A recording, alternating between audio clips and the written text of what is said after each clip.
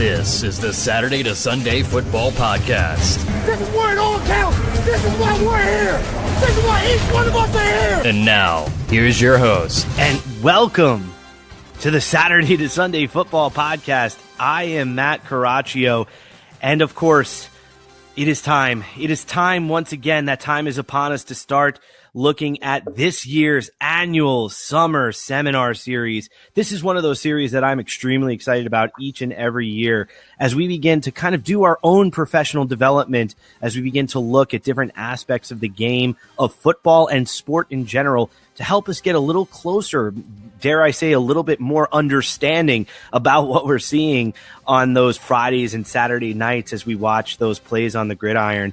And this year's summer seminar series, we are focusing on the player problem solver paradigm. In other words, we're looking this year at the very nature and essence of the problems that players face on the field. And to kick this exciting series off that is really just jam-packed with outstanding presenters is somebody that I can't tell you the amount of influence that this gentleman has really had on me through his work. He has written many, co-authored many of the papers that I have read and digested with absolute fervor, intensity, and delight, and it would be on those topics of ecological dynamics. I am absolutely excited to welcome human movement scientist and motor learning and motor control scientist, Dominic Orth. Dominic, welcome from all across the way in Melbourne, Australia. Welcome to the Saturday to Sunday Football Podcast. Hi, Matt. Thanks for having me. I'm very excited for your podcast as well. So.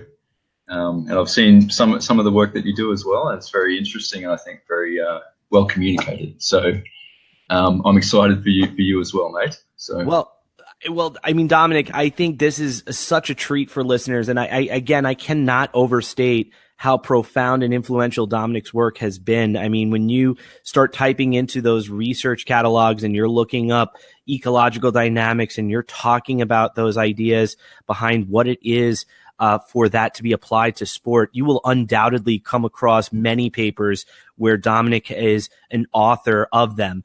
And Dominic, I want to begin right there. First of all, a little bit about, as we begin to unpack this series of the nature of the problems that players face on the field, I want to just talk about your role as a human movement scientist and your role in motor learning and motor control. Can you give a synopsis, at least to our listeners, of what that is? And then we'll dig a little bit more deeply into, how we need to begin to understand the nature of problems that we face in sport. Okay, sure. Perhaps a good way to do it would be to talk a bit about my background and where I've come from academically. And I suppose why I got interested in this area. I'm currently a lecturer in motor learning and control at Swinburne University of Technology in Melbourne. And I started my research career doing a master's at QUT in Queensland. That was with Keith Davids and Ian Renshaw, if you know those guys. And they had a big influence on my thinking back then, and was able to do some research with them. I then went to France and did a PhD with Professor Ludovic Siefer. So he does a lot of research in climbing as well, and then did a postdoc. So after the PhD, went to Amsterdam to the Free University of Amsterdam and did a postdoc with John Vanderkamp. So he's and Geert Savelsberg. He does a lot of work on talent development, and John in ecological psychology. So that's sort of my background in terms of the people that I've worked with. I mean, I just want listeners to understand. I don't mean to interrupt you, Dominic, but I want listeners to understand. He almost named a who's who when it comes to the field of ecological dynamics in this field of studying sport in this way. I mean, Dominic, you were studying under and alongside and working with some very profound individuals. And it's hard to be humble when I say that, because it is true. You definitely were amongst those on the razor edge of this type of discussion. Is that fair, or am I over embellishing it? So I guess the reason I don't mean to, I don't want to sound like I'm name dropping or anything like that, but I suppose you gave me a lot of praise, and actually, any praise that I deserve would come from the people that I've had the chance to work with. So I've really learned a lot from all of those individuals, and I would say that they've had a big impact, I think, on the way we think about learning and the way we might structure learning situations, and the way we think about what skill acquisition is, and that sort of thing. So I think they're all just great researchers. They've been great colleagues, and I'm always excited to read their work as well. So then, as we get to how you got to where you are now and what you're currently involved in, what are you doing right now in your current position? So I've been here at Swinburne for about 6 months. I've taken a lecturing position. So what that entails is it's a combination of, I suppose in the US, it's a sort of, you must have lecturers, university lecturers as well. They might be called tenured positions or something like that. So basically, my day-to-day revolves around pushing forward research programs and supervising various students that I work with, interacting with colleagues, writing papers, and of course preparing teaching material for students in motor learning and control. So that's. So I mean, as a teacher, because I mean that is a part of fundamentally what you do each day, which is I think why you're so we're so incredibly excited to have you on the show, is this idea of unpacking the nature that is the problem that athletes face in sport. I mean, we hear words like ecological dynamics tossed around, and if they haven't read papers or they're not well versed in the literature, or maybe there's listeners out here that are suddenly hearing these things for the first time and being introduced.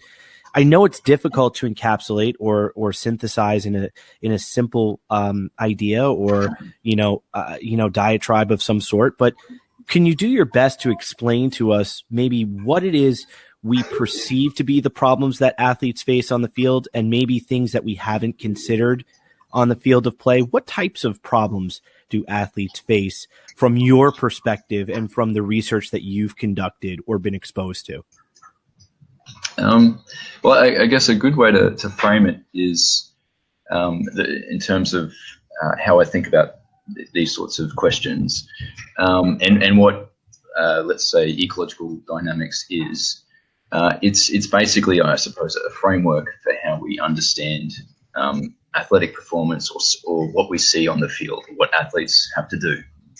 And there are different frameworks, so there are different ways of approaching the sorts of how we might try to answer questions that we get faced with, and the frameworks that we use, I think, ultimately influence the way we go about solving those questions or solving those problems, and you'll see that manifest itself. Perhaps, for example, for a coach, if they have a certain framework, you'll see it manifest itself in how they structure practice and the situations that they have athletes practice under.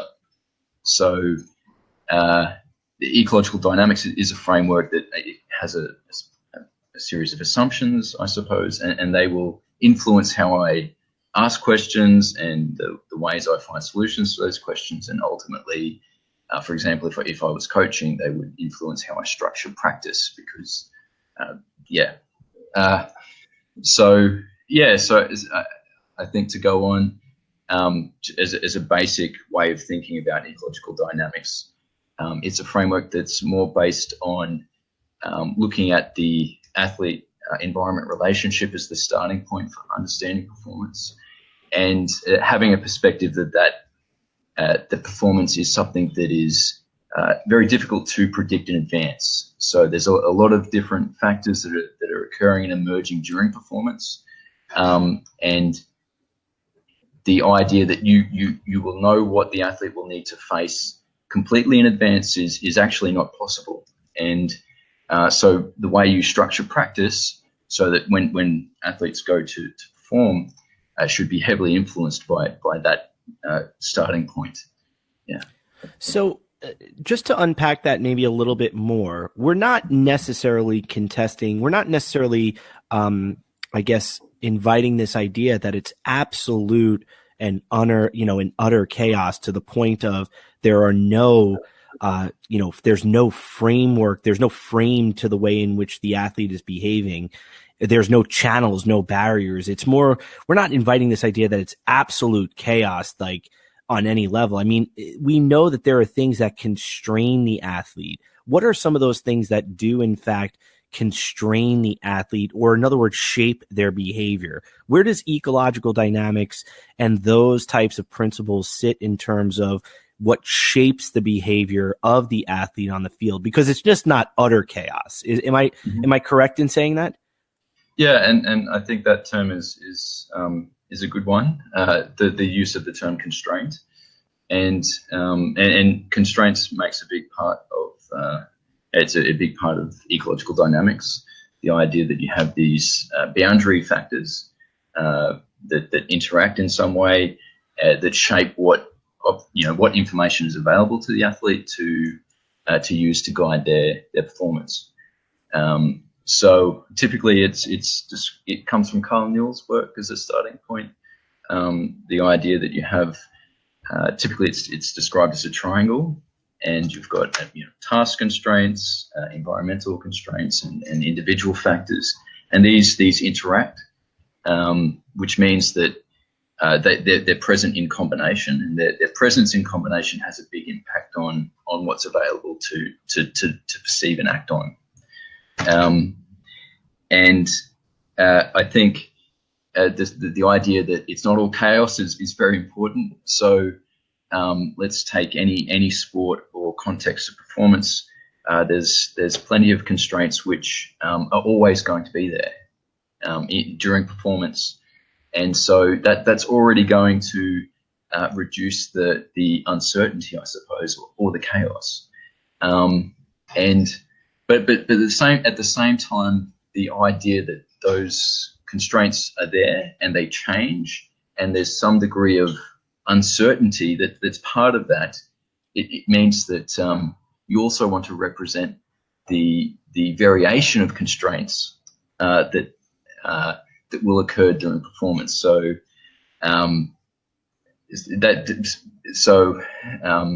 so that you can actually learn how to deal with that.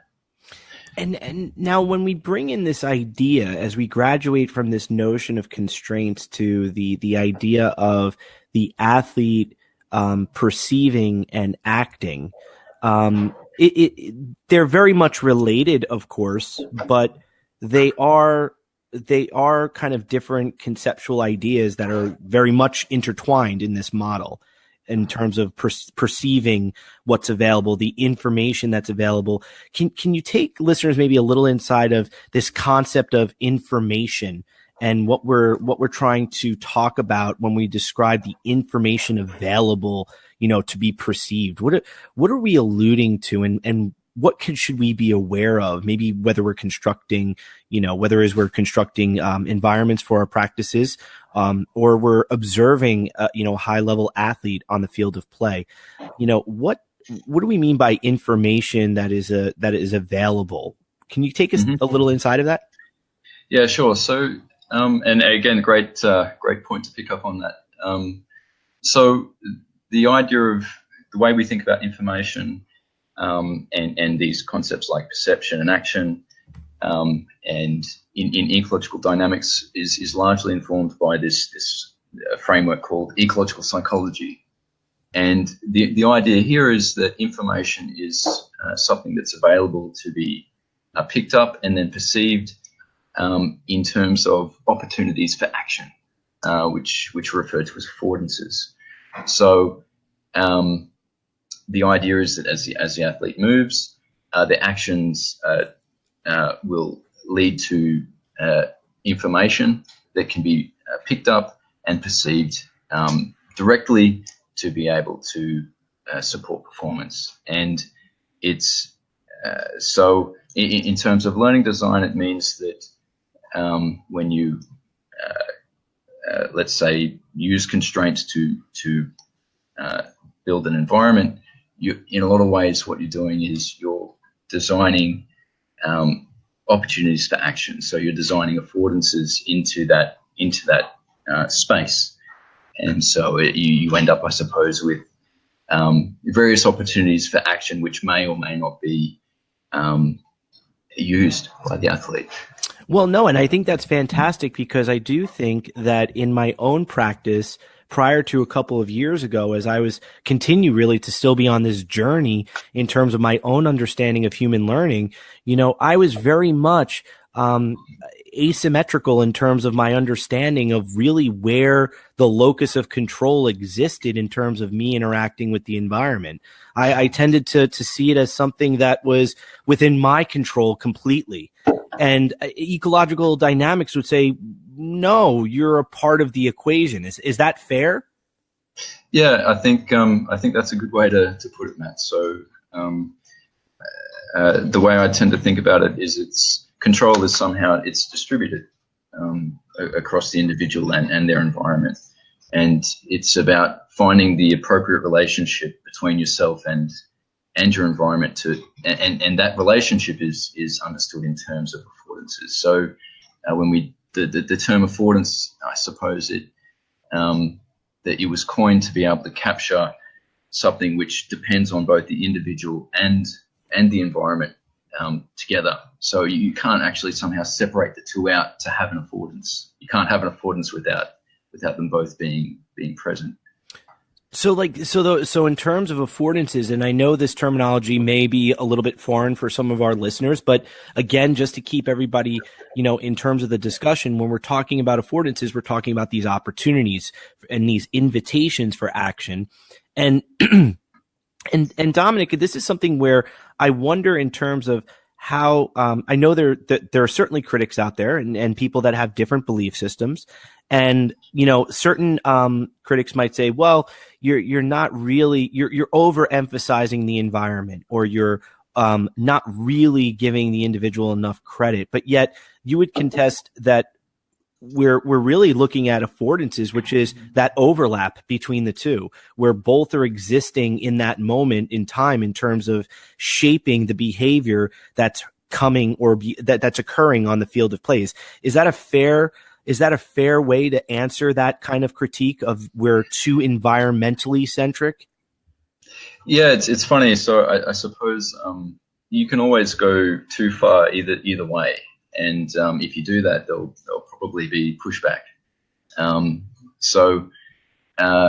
But I would assume that the idea that you can an athlete can be skilled or skillful without their performance environment, I think most people could agree with that.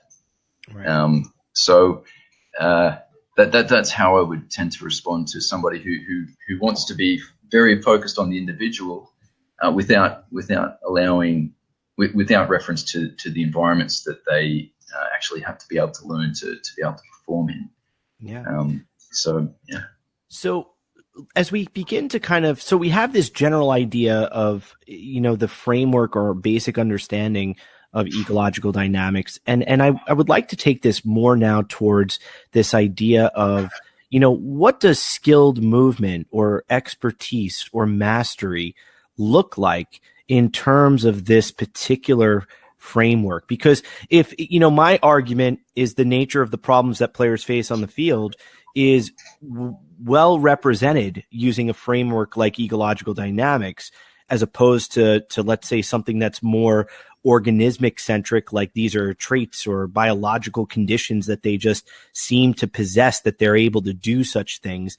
I argue that, ecological dynamics has a better framework for understanding skillful movement. But my question, and really the things that I continue to keep asking myself and meditate on, is what does it mean to look at an expert performer or mover? What does that mean in terms of this framework? What does expertise and mastery and skill really look like, or how can we describe it to the best of our ability? I think so. You referred to at the beginning this idea of an athlete as problem solver framework. Yes. So I think that captures it quite nicely in the idea that skilled behavior, or what it means to be an expert, is your ability to solve problems as they emerge appropriately. And so we would tend to refer to skill as reflecting adaptability. We might use terms like that. So I think a skilled athlete is able to manage and adapt to the changes that are inevitably going to be occurring in their performance context. So again, I suppose we can take any sort of sport as an example.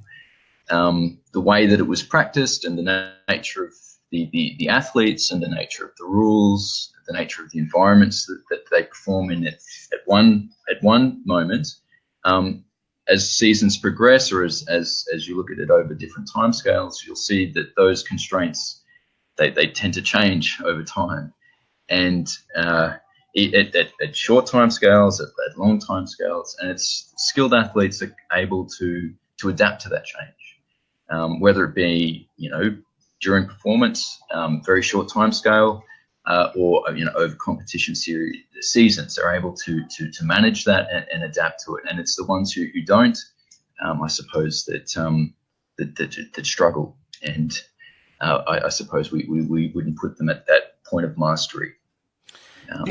And where does one's biology or their own physiology fit within this equation? Because that seems to be I have a hypothesis of my own for sure where it fits, but I would like to know from you, because this has been your passion for way longer than I've even known about it, and I'd like to know. People will say, but we have to look for these physical specimens of human beings in order to really say those are the guys we should take, because those are the guys that are running faster, they're stronger, they're bigger. Those are the players we should be investing in. Where I'm making an argument, I'm making the argument that really we should be looking at how they're solving problems, as opposed to, just these physical traits. So where does that physiology fit within that? They might say to me, well, where does it fit in your framework? How would you answer that in terms of ecological dynamics? Where does that physiology, bigger, stronger, faster, where does that really fit in terms of this framework? Well, I suppose as a starting point, certainly physical capabilities, the individual constraints, they're very important, and certainly you need to be, for various sports, you need to be adapted to that sport. So if being adapted to that sport means you need to be, to some extent, strong, fast, flexible, what have you. So a lot of research that I did during my PhD was on climbers, and undoubtedly, to be a very good climber, you have to be very, very strong, able to produce forces at your fingertips. So if you haven't adapted that capability through training, and then you're going to have a lot of problems performing at a high level. But of course, it's not the whole story. So it's how you're able to use your capabilities to, let's say, find opportunities to beat your opponents, or to get up that rock climbing wall that also make a very big difference. And I suppose one way to think about it is, I would never try to distinguish which rock climber is the best based on how strong their fingertips are. Right. It's their ability to get to the end of the route that is going to determine who's best, and that process of getting to the end of the route is what I'm going to look at to try to understand why someone's better than somebody else. So can you take us maybe inside, because I think this is a wonderful kind of canvas to talk about some of these ideas, because rock climbing is certainly something that, although I'm not intimately familiar with, I think my lack of intimacy in terms of familiarity gives it a nice canvas in terms of presenting some of these ideas about how there's differences between expert and novice movers in terms of the way they process, these different problems. What types of things did you notice in your research about various skill levels that really, I think, in many ways might parallel some of the things we might see on the field of play, whether it be in football or soccer? What types of things did you see or notice? What types of things did you see from each of these types of performers? Well, I think I guess rock climbing is a nice example of this, I think. Let's say you observe a beginner and an expert on a fairly easy route. So let's say it's a route that's this is quite challenging actually. So like to do research in climbing, in the sense that the route is the relative difficulty of the route. So for a beginner, if you have an easy route for a beginner, actually it's quite hard for them. And then for an expert, it's very easy. But let's say we observe an expert and a novice on the same easy route. A beginner, they're going to do things because of their own individual constraints. Their behavior will manifest in a certain way, and the way I like to think about it is, or to give an example, beginners they'll tend to climb. And if they get stuck and they can't find a way to progress through the route, often they'll start to explore. So they'll reach and they'll touch holds and they'll withdraw their hands. They'll try a different hand. They might adjust how they try to grip the hold, and this means that they're exploring different ways of getting through the route. And this is a good sign that they're trying to they might be learning something. Whereas experts, they won't need to even explore, because they've worked it out already. They can see how to use the holds. So that's one point. And the other is that, so for beginners, if they're on the wall and they're stuck and they're exploring, often they will go into these positions where they're very stable. So and it means that their intentions will be to be stable and to maintain their position on the wall. That's just an example of how the individual skill levels will modify what they're actually intending to try to do while they're climbing. So experts, they don't really care about their stability on the wall, their ability to stay on the wall, because they know they can. So they'll be able to focus their intentions on just getting through the route. And the way they use the route, or their body position on the wall will sort of manifest itself in that way. Yeah. No, and I think that's fascinating, because I think about American football and I think about running plays with running backs, and I know they're very much coached to start on initial track, behind the line of scrimmage, in order to set up blocks for their particular teammates. And they do so not only to set up blocks, but also in some ways to manipulate defenders on the other side of the field in terms of what they think their intention is going to be. So there is this idea of using that initial track, the way they run that particular route, maybe differently depending upon their skill level. While some may really commit to the track by going an extra step or lowering their body or accelerating a little faster, others may maintain their tempo consistently, and they don't really adapt to those situations and those moments the same as other players do. So I guess my question is, you kind of touched on it. Intention and attention is something that frequently comes up, in the literature with regards to this framework and what it means to have skillful movement. My question to you is, what is intention and attention? What is that dance that we keep hearing about in the literature? So I suppose attention, to start with attention, this is the things that we're focused on. It's I suppose, for example, the things that you're looking at, the things that you're trying to, the information you're trying to pick up on, let's say.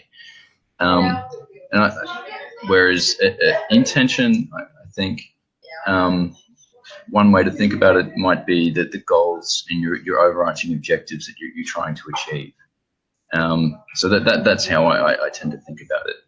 And I think there are different ways of thinking about intention, and there are different terms that you'll hear thrown around. And the way I like to think about it these days is the idea that intentions are somehow nested. So I talked about before this rock climbing situation where a beginner, they will focus their attention on holds that support stability. So holds which have really big, deep, that have a big, large edge. They'll focus their attention on those big, large edges because their intention is to stay on the wall. Their goal is to maintain contact with the wall. Whereas experts, their attention will be towards holds and edges that allow them to progress because their intention is to get to the end of the route. And nested within that intention, which they don't even need to worry about, is of course also to be stable and on the wall. So yeah, that's how I tend to differentiate this. I think that's fascinating, and it makes me wonder and makes me kind of gravitate towards a conversation that we were having, via dialogue, over text about this idea of talking about players' intentions in terms of not only what they're intending to do, but thinking about their intention relative to their team's objectives and to what the objective, because now I want to take this now from the individual and look maybe a little bit more at team sports. And if we can, does really ecological dynamics hold up in a team sport equally as it does in terms of understanding an individual? Is that fair? Does it still kind of maintain? I think it does. I mean, at least I hope it does, because that's what I've been working under. But it does in many ways. Is that fair to say? Yeah. I think that. So when I did my masters, I did it in soccer, for example, and in Amsterdam, I worked in. I used a combat sport paradigm. Of course, they also. It's a framework which, of course, would see other players as also a key constraint, and there's of course no reason why you wouldn't be able to deal with team sports in this framework. And I guess I don't know. I suppose I could describe a little bit of my master's work as an example.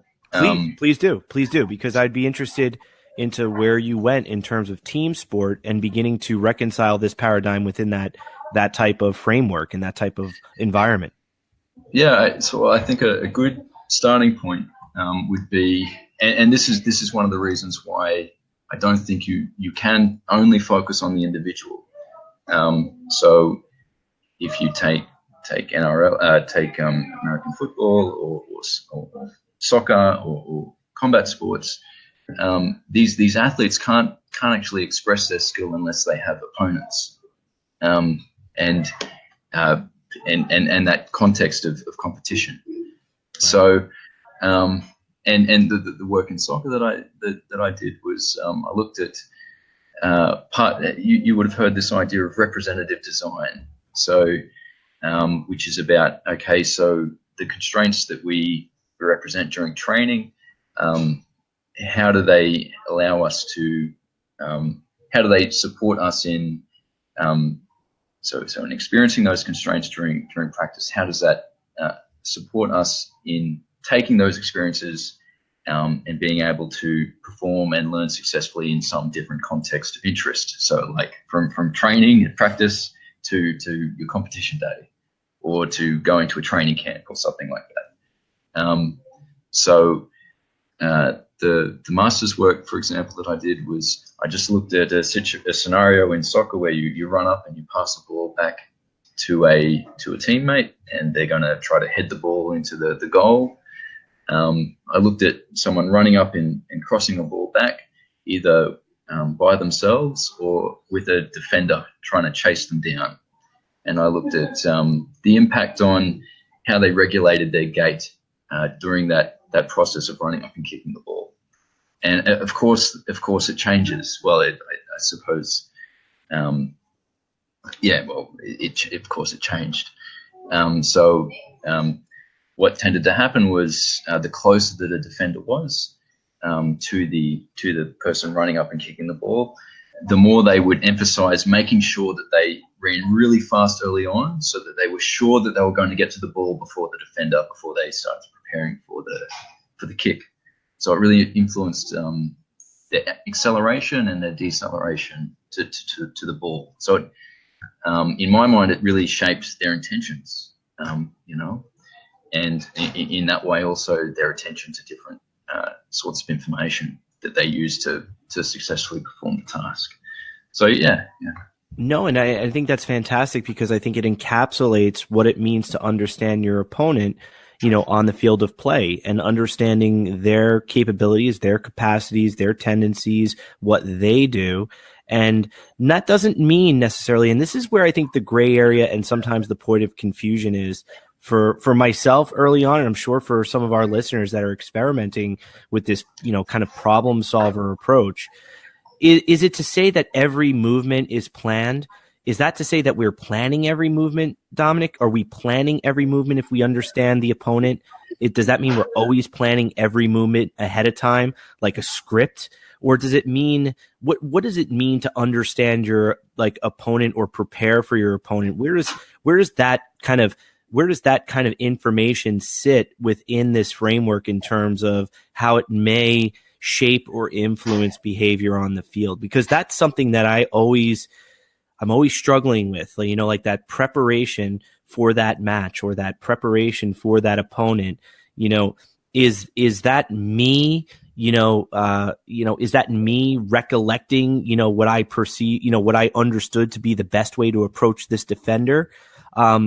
Or by the very nature of the beast that is the interaction itself, am I always adapting no matter what? I mean, I guess that's always what I'm kind of reconciling. Like, what does preparation and plays, calling a play in soccer and calling a play in football and calling a play in basketball? Surely these are, pre-planned attack patterns of sorts, but yet they don't ever work. They don't ever work necessarily, quite like we plan them.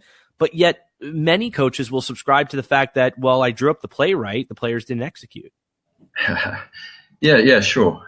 Well, I think as a starting point, I think you can always plan to some extent. I think planning has an important is an important constraint, and I think it's worthwhile having some sort of plan and being creative about the sort of plans that you might try to come up with, because I don't see why they couldn't perhaps give you some sort of advantage or support your performance. But I think next to that, part of your plans and the way that you try to train in executing them would be to understand that your opponents are also under some sort of constraint, which is that they can sort of adapt to you and what you're doing, and they may not behave in such a way that you planned. So you can't plan what your opponents will do, and you can't plan all the different small interactions that emerge on the field of play for whatever reason that those interactions happen the way they do. You can't control that. So if you do want to try to, let's say, practice plans, they should be under constraints which are representative of the context to some extent that you'll be performing them under, which is there's the opportunity for lots of different things to happen, and it's not yet, and so that should be allowed for in your training process. So otherwise, that plan won't be adaptive. It won't be adaptable. Well, I think that's just what's needed. Yeah. No, and I think that's fantastic, because I do think that, I had read somewhere that the best way to understand a play call or even an X's and O's type drawing of maybe what a corner kick might look like in soccer is that we're trying to summarize to the best of our knowledge, all the different outcomes or probabilities of interactions that might occur. And that's kind of what we're trying to talk to our athletes about, maybe in the film room, when we're trying to create these 2-dimensional diagrams of these 3-dimensional problems. We're trying to, in some way, just summarize to the best of our capacity. Here are the situations we could be in, and here are some ideal, these are some ideal behaviors that could be advantageous to us. But that's not to say necessarily that this is the prescription, but rather these are a framework for you to kind of understand as we go into this upcoming match. Is that a fair way of kind of maybe understanding, quote unquote, a play call in a sport, whether it be a corner kick in soccer or a play in basketball, or even when these climbers are predicting their routes, they obviously have knowledge about the route that they're about to climb, and they do have the ability to see it and maybe plan out what they're going to do. But that doesn't necessitate the idea that it may change once they're up there. Is that correct? So I think that, climbing's a good example of this as well, because there's this chance to preview the route from the ground, perhaps rest at certain points in the climb and try to prepare how you're going to climb the route. But at the same time, climbers will, if they haven't climbed the route before, for sure they can't fully prepare for how their body is going to be situated when they get to certain points in the route that might be difficult. They can't exactly see all of the different edges from the ground. So there are parts that they just cannot predict in advance. And so and the same in team sports like football.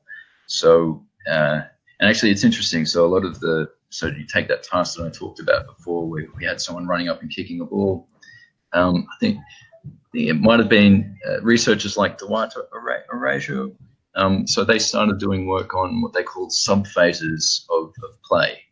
And so a subphase might be a one-on-one situation, or in my task, a running up and crossing back into the box sort of situation that tends to emerge. And I think that certainly you can have some general plan and an idea about how you might be able to go about doing that successfully and effectively. But at the same time, you want to be able to plan for it not going exactly as expected, so that you can remain somewhat flexible. And I suppose next to that, if you try to, my thoughts are that if you try to plan everything, you'll probably become very predictable. And it also at the same time, it also might, one of the problems that can come up is that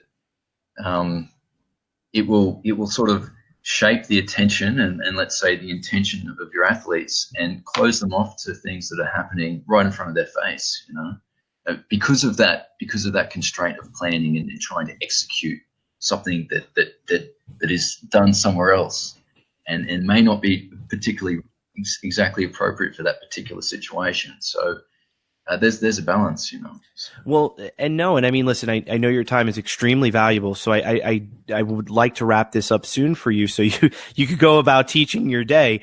But I want to say is that I've been caught in these discussions at times, and I've been forced to kind of oversimplify some of this and say, hey, you're looking for players that are flexible and adaptable and they're variable in terms of the way they can kind of, attack problems. They have many different solutions, to a single problem. I mean, if you had to, talk to a coach in kind of paraphrase, what you might be wanting to look for when you're looking for athletes, for your particular team, I've been presenting this idea that you better understand the problems that you want your athlete to solve before you begin starting to fit the athlete, to the problem. You should be thinking more about your problems that you're asking them to solve rather than just choosing the athlete. But then again, I'm open, obviously, tremendously to debate because it's just an idea. It's just a different way to flip the script. What would you tell coaches,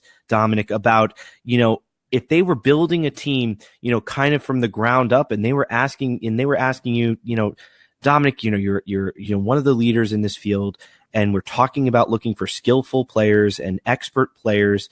What is something that I should really be looking for in my athletes as I begin to build my team?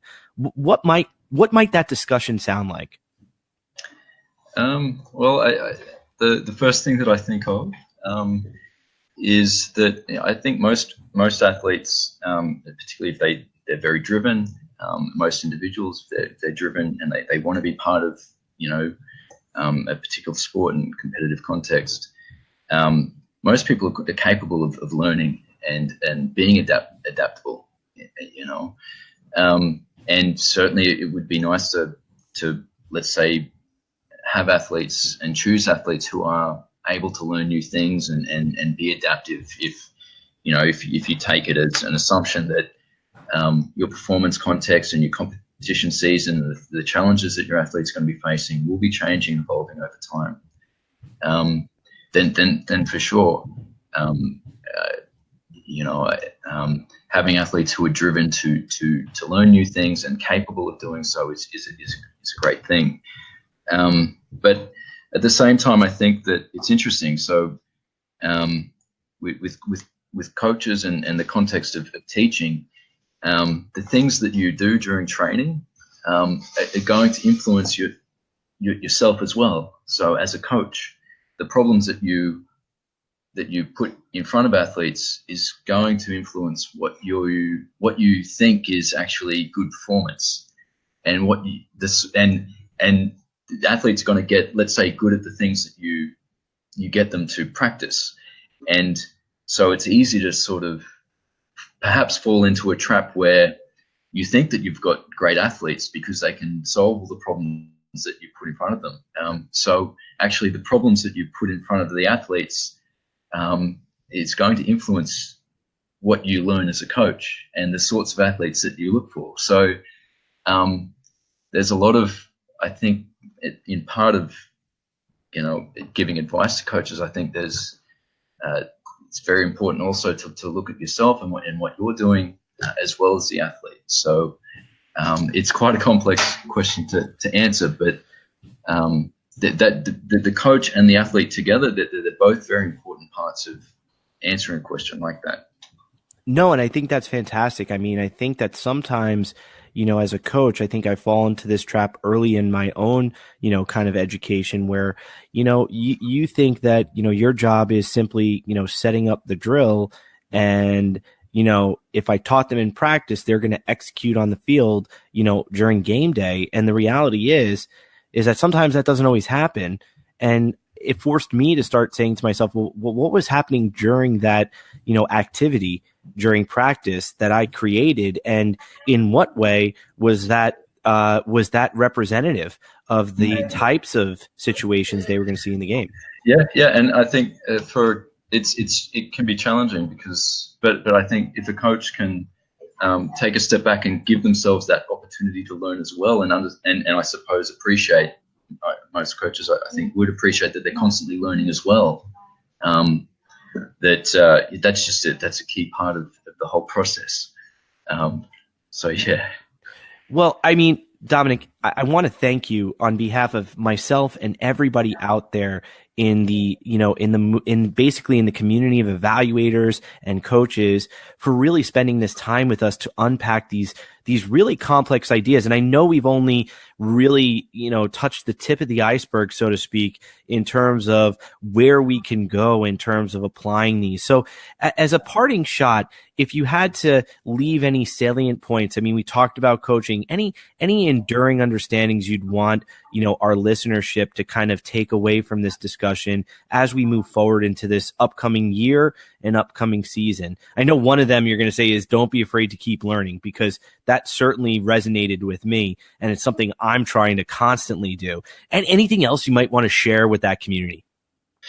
Well, first of all, I'm very interested to see what comes up in the following year, and I'm very curious about the different people you'll be meeting and talking to. So I'll keep my ear to the ground. I'll certainly pay attention. I'm very, very interested to hear who else you might be having on. But I guess a parting shot is I think that last point that I made, where I suppose just appreciating that you're also part of the system. Let's say if my advice is to a coach or an evaluator, you're somehow also part of that system, and you're not separate to it. And so you also get to influence what athletes do, but they also influence what you do. So there's just appreciating the complexity of that and the importance of that is for me, that's where I'm sort of going. Yeah. Well, I mean, he is Dominic Orth. I mean, he is the human movement scientist and motor learning and motor control scientist. He is coming to us all the way from Melbourne, Australia. Dominic, thank you so much. I mean, on behalf of the entire listenership and everybody at the Saturday to Sunday Football Podcast, thank you for making this possible. Thank you, Matt. I certainly don't deserve that much praise, but I appreciate it, and thanks a lot for also getting after it.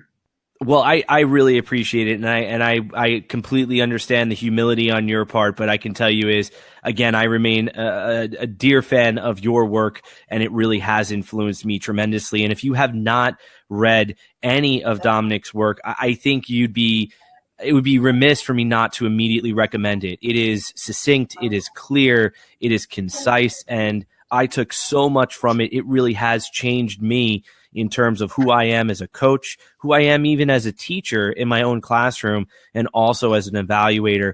It is absolutely work that you can immediately get into. Dominic, if any of our listeners would like to begin to read some of your work or reach out to you and follow some of what's going on in your world, how can they best do that?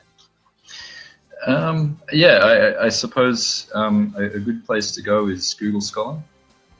So if you look me up in Google Scholar, that's how I would go about finding other researchers' work. I would start there. Just type my name into Google Scholar, and you should be able to find something.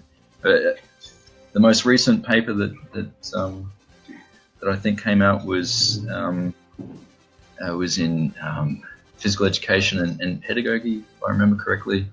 That was a nice paper, so I would start there. Well, again, I mean, you heard it from him. You can also check him out on Twitter as well. I know his timeline frequently has several interesting things that are posted, and you can find him at Dominic Orth. That's DOMINIC Orth, ORTH, all one phrase and one handle. That's at Dominic Orth. And again, Google Scholar has a tremendous amount of work available. His stuff is, again, tremendous. I can't recommend it high enough. And to everybody out there that joined us during this episode, thank you so much for your time. And I sincerely hope that this seminar series, that this begins to kind of whet your appetite in terms of where we're trying to go in terms of creating our own framework and enriching our own framework for understanding as we begin to watch players, as we begin to think about the next season, as we begin to understand what's happening on the field of play. I hope this conversation and the conversations that follow in this summer seminar series on movement and on the nature of the problems that players face on the field really does bring you closer to the game. So on behalf of myself, Dominic, and everybody at the Saturday to Sunday Football Podcast, thank you for joining us, and please join us next time as we take you from Saturday to Sunday.